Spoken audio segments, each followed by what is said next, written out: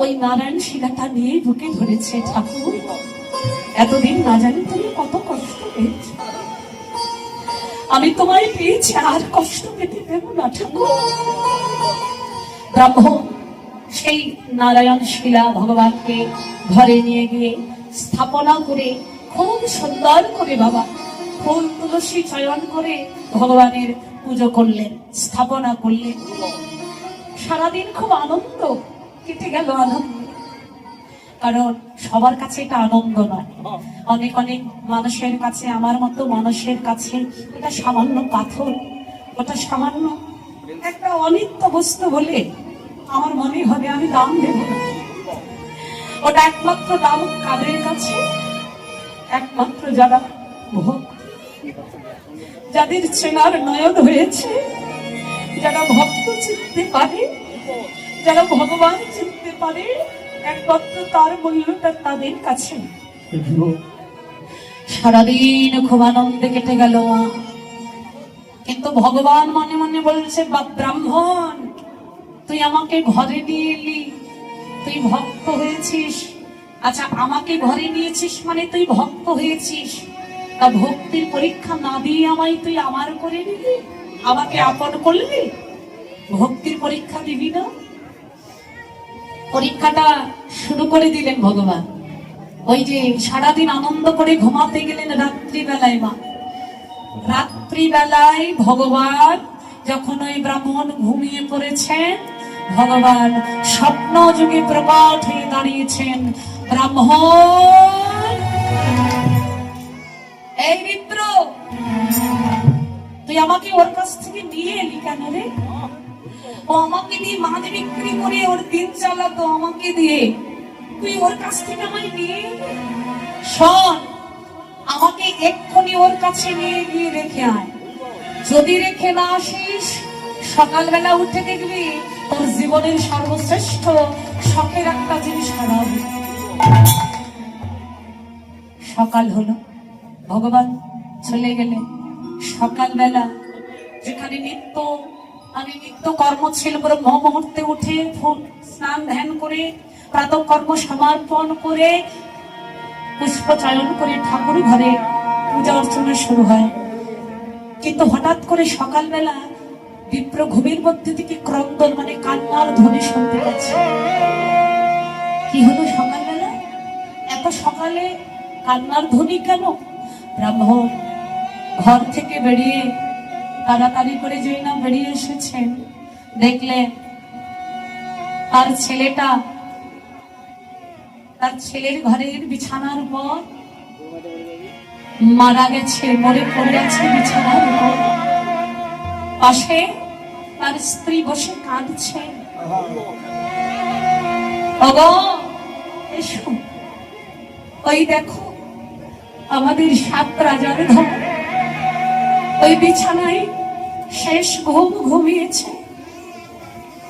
আমি কতবার খোকা খোকা বলে ডাকলাম, খোকা আমার মা বলে ডাকি, খোকা আমার ডাক শোনে না। তুমি একটু ডেকে দেখো না, যদি তোমার ব্রাহ্মণ ছুটতে ছুটতে গেলে, খোকা, ও খোকা, ওঠ না খোকা, আমায় ফুল এনে দিবি না সকালবেলা? আমি ভগবানের পুজো করবো, পুষ্প এনে দিবি না? ওঠ না খোকা, ওঠ। গায়ে যত হাত দেয় দেহটা শিথিল হয়ে ঢলে পড়ে, দেহ প্রাণ নেই। হঠাৎ করে কাঁদতে কাঁদতে ব্রাহ্মণের মনে পড়লো, ঠাকুর তুমি তো রাত্রিবেলায় আমায় বলেই দিয়েছিলে, তোমাকে যদি আমি রেখে না আসি তুমি আমার প্রিয় জিনিসটা কেড়ে নেবে। ঠাকুর, এই জগতে আমার বলতে তো কিছু নেই, যা কিছু দিয়েছ সবই তো তোমার দেওয়া ধন, তুমি নেবে, আমি বলার কে বলো? চোখের জলে ভাসতে ভাসতে ব্রাহ্মণ সেই নিজের ছেলের শেষ কৃত্যটা নিজের হাতে করলেন। ছেলে বিয়োগ যন্ত্রণা বুকে নিয়ে সারাটা দিন চোখের জলে কাঁদতে কাঁদতে সন্ধ্যায় দরজায় পড়ে পড়ে বসে বসে ভাবছেন, কাঁদছেন ছেলেটার কথা চিন্তা করে। সেই দিন সারাটা দিন ছেলের বিয়োগ যন্ত্রণা বুকে নিয়ে কাঁদতে কাঁদতে সেই দিনটা চলে গেল।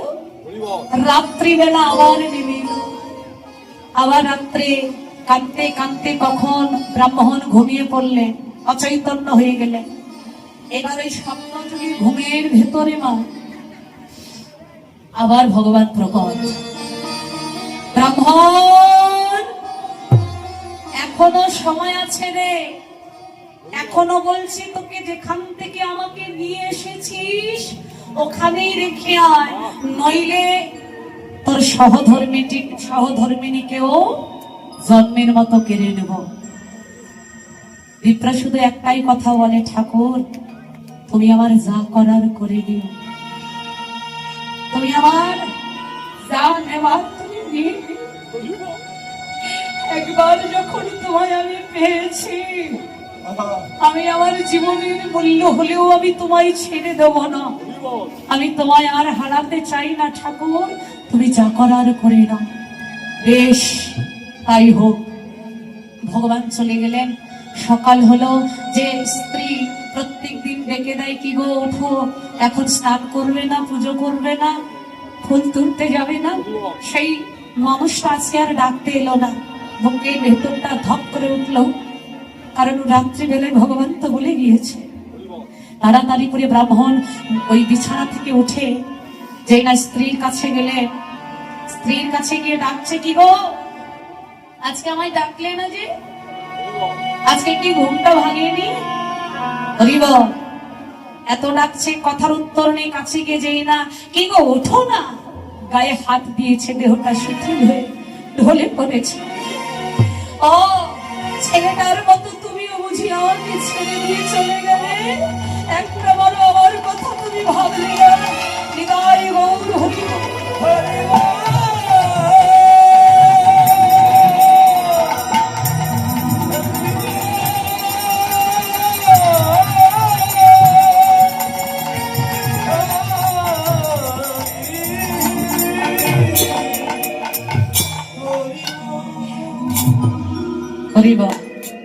শক্ত হৃদয়টাকে শক্ত করছে ব্রাহ্মণ, কেননা এত তাড়াতাড়ি ভেঙে পড়লে চলবে না।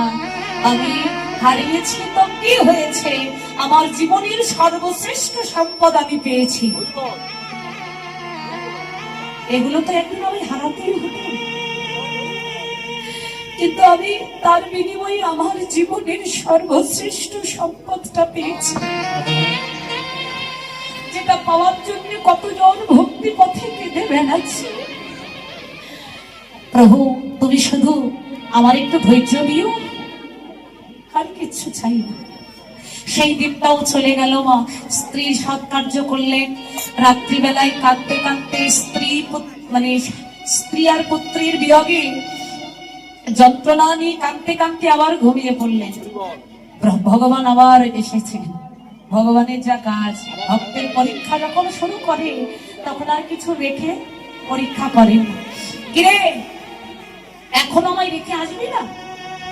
এখনো যদি রেখে না আসিস, তোর আপনার বলতে তোর ওই পায়ের তলার মাটি, মানে তোর জায়গা জমি রাখবো না, সব কেড়ে নেবো। ভক্ত বলছে তাই হোক, তবুও তুমি আমার হয়ে থাকো। ঘুম থেকে উঠেই ব্রাহ্মণ চিৎকার শুনতে পাচ্ছেন। জায়গার মালিক এসে বলছেন, এই ব্রাহ্মণ জায়গাটা ছেড়ে দে, ওই বাসার নতুন ভাড়াটিয়া এনেছে, তুই ভাড়া ঠিক মতো দিস না, তাই ওই ভাড়াটিয়া তোল। ব্রাহ্মণ আর বেশি কথা বললেন না, কারণ ভগবান আগেই সেটা বলে দিয়েছে। ব্রাহ্মণ কাঁধে একটা ঝোলা দিয়ে এক কাপড়ে ওই ভগবানের শ্রী বিগ্রহ, মানে নারায়ণ শিলাটা ওটা ঝোলার মধ্যে নিয়ে বলছে, আমার সব নেওয়া হয়ে গেছে, আমি আসি। দেখে বলছে, ঠাকুর তুমি আমার পায়ের তলার মাটি কেড়ে নিলে, কিন্তু তোমারই এত বড় পৃথিবীতে কি আমার কোথাও জায়গা হবে না ঠাকুর? হঠাৎ করে যেতে যেতে ব্রাহ্মণের মনে পড়লো, আমি কিছুকাল আগে এই রাজ্যের একজন মানে রাজার কাছে তার রাজমন্দিরে মন্দিরে সেবাইতের কাজ করতাম, আজকে যদি তার দরজায় যাই আমাকে কি সে ফেরাবে? একটা লাগবে। এবার সেই ব্রাহ্মণ ঝোলাটা কাঁধে নিয়ে যাচ্ছে, রাজার রাজ দরবারে গিয়ে উপস্থিত হলেন। রাজা খুব খুশি, ভক্তদের দিকে দিন বাবা। এবার রাজা বলছে, কি ব্যাপার ব্রাহ্মণ, এতদিন পর তুমি এই রাজ্যে এলে? বলে, রাজন যদি কিছু না মনে করেন, আসলে আমার এই ঘটেছে, একটু দয়া করে যদি আপনার রাজ্যে আমাকে একটু থাকতে দেন। রাজা বলছে, না না, তুমি এত একজন সৎ ব্রাহ্মণ, আমি তো দেখেছি তোমাকে খুব কাছ থেকে, বেশ তোমার যখন এই দুঃখ দুর্দশা হয়েছে, তা তুমি তাহলে আজ থেকে আমার মন্দিরেই থাকো। আমার এই রাজ্যে আমার রাধা গোবিন্দের মন্দিরের পৌরোহিত্যের মানে সেবায়িতের দায়িত্ব তোমায় দিয়ে দিলাম। সারাদিন খুব আনন্দ হলো, এত সুন্দর একটা আশ্রয় পেলাম, সারাদিন আনন্দে কেটে গেল। রাত্রি এসে উপস্থিত হলো, ভগবান আবার প্রকট হয়ে দাঁড়ালেন। ব্রাহ্মণ, এখনো রেখে আসলি না আমায়? শোন, যদি এখনো রেখে না আসিস, তোর নিজের বলতে এখনো বাকি আছে কি জানিস? নিজের আত্মমর্যাদা, সম্মান, ওই সম্মানও তোর বলে রাখবো না। ভক্তের একটাই কথা, তুমি যা করার করে দাও, আমার শুধু তোমাকেই চাই।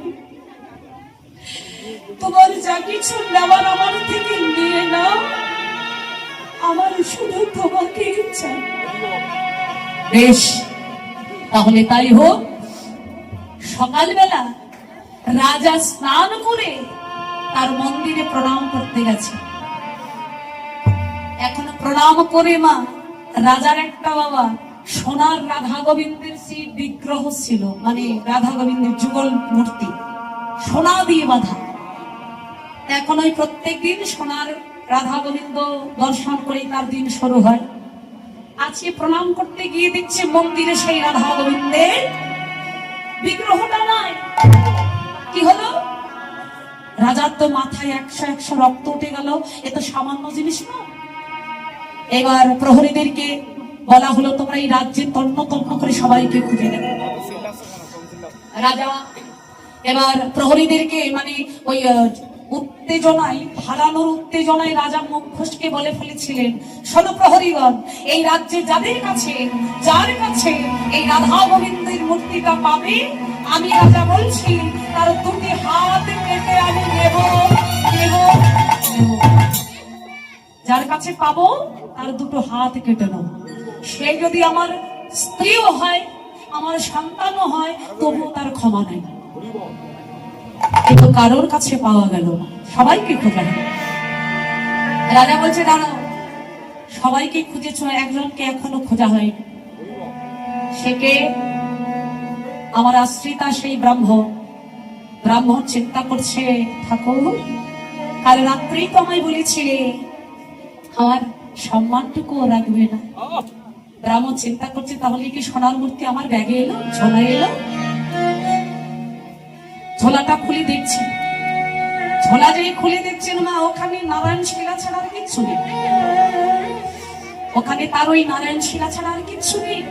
এখন ওই ব্রাহ্মণ চিন্তা করলেন, যাক বাবা, আমার ঝোলাই তো নেই, এইটুকু তো বাঁচা গেল। এবার রাজা উপদেশ করছে, প্রহরী, ওই ব্রাহ্মণের ঝোলাটা নিয়ে এসো, আর ওর কাছে ঝোলা ছাড়ার কিচ্ছু নেই। একজন প্রহরী নিয়ে, দেখুন চারদিকে সকল প্রজারা, রাত্রির সবাই উপস্থিত, সবার সামনে।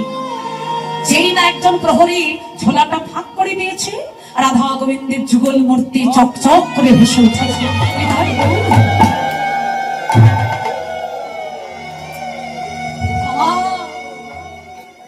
ভক্ত হয়ে ভগবানকে পেতে চায়, কিন্তু ভক্ত হওয়া যে অত সহজ কথা না। ভক্ত যারা হয়েছে ওরা জানে ভক্তির পথে কত যন্ত্রণা, কত আঘাত, কত কষ্ট। একমাত্র যারা ভক্ত হয়েছে তারাই জানে অত সহজে ভগবান তোমার হবে না। সেই ব্রাহ্মণ সবার সাক্ষাতে সম্মান মর্যাদা সব চলে, রাজা বলছে, আমি তো মুখ ফুসকে একটা বাক্য দিয়েছি, শোনো ব্রাহ্মণ, আমি যখন বলেছি হাত কেটে নেব তো নেব, বলো তোমার শেষ ইচ্ছা কি? ব্রাহ্মণ ছুটে গিয়ে রাজার চরণে পড়ে বলছে, রাজা, আমার জীবনের শেষ একটাই, আমার একটাই চাওয়া, কি? আমার হাতটা আপনি কেটে নেবেন তো, দুটো হাত কেটে নেবেন, আর কোনদিন আমার আমার ভগবানের চরণে ফুল তুলসী এই হস্তে চয়ন করে এনে আমার গোবিন্দ চরণে দেওয়ার ভাগ্য হবে। আমার একটাই নিবেদন, শেষ চাওয়া, আপনার ওই ফুলের বাগানে হেঁটে গিয়ে আমার এই দুটো, ওগো রাজা গো, আমি আর আপনার শ্রীচরণে কিছুই চাই না। আমার শেষবারের একটাই নিবেদন, আমি আমার এই হস্ত দিয়ে যেন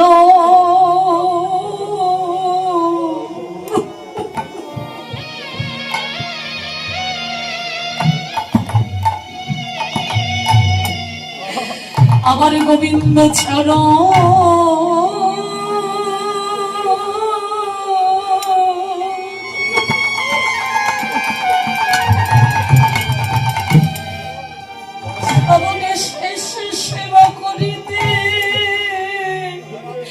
করিতে পারি।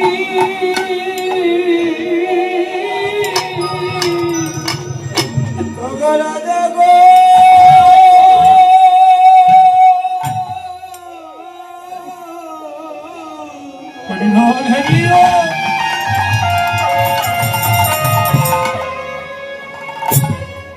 আমার এই হস্ত দিয়ে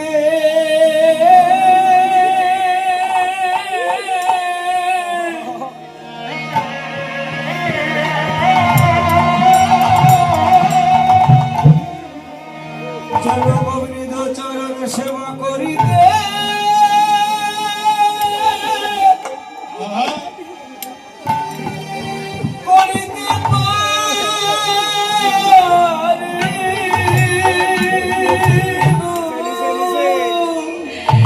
বলি আমার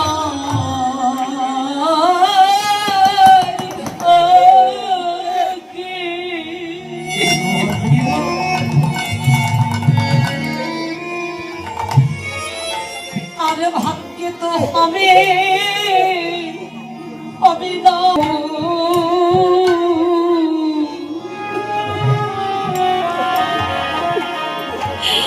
আমি শেষবারের মতো আমার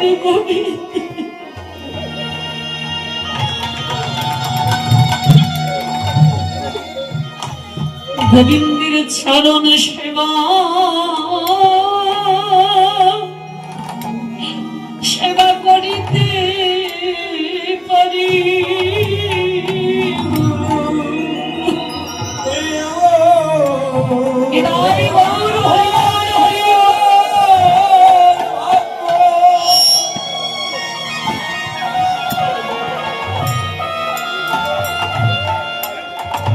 এমন ভাগ্য হবে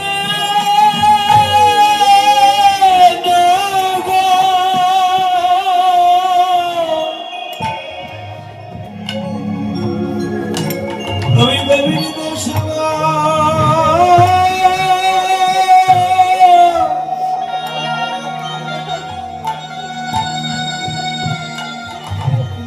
করিতে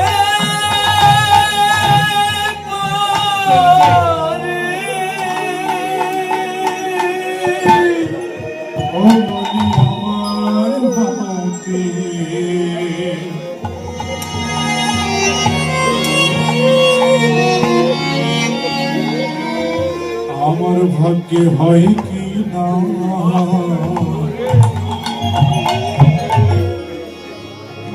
আমি গোবিন্দ সেবা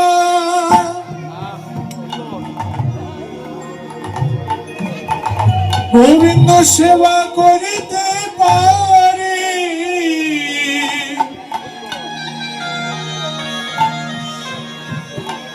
সাধের মানব জনম আমার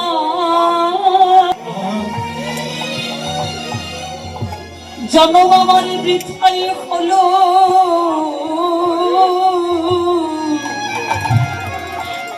আমি যেন শেষবারের মতো আমার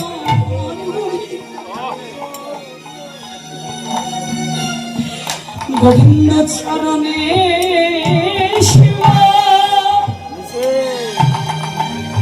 এবার করিতে পারি।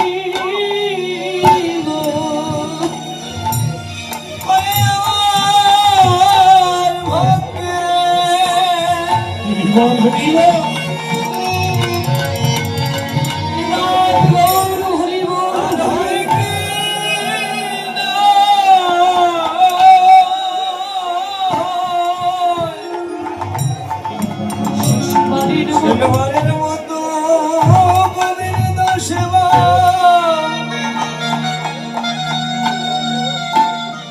যেন করিতে পারি গো। হে রাজা, শেষবারের মতো আমার এই দুটি হাত দিয়ে নিজের হাতে